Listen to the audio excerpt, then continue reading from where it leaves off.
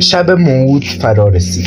نادرشاه پس از شنیدن اخبار نگران کننده ای از شورش‌ها دستور داد تا اردوگاه را ترک کنند. این تصمیم شتاب و بی‌نظمی ایجاد کرد، فرصتی کامل برای توطئه‌گران.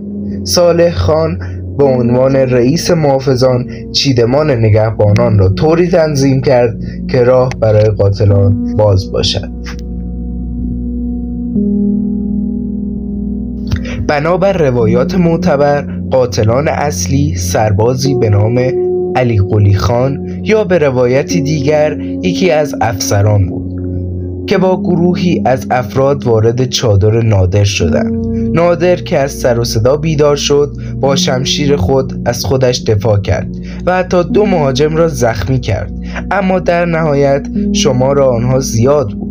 ضربه نهایی را کسی زد که تاریخ نامش را دقیقاً ثبت نکرده، اما این نشان دهنده گروهی بودن قتل است.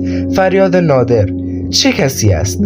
چه می‌خواهید؟ دیگر پاسخی نداشت. آخرین فاتح بزرگ شرق در چادر خودش به دست کسانی که امنیتش را به آنها سپرده بود به قتل رسید.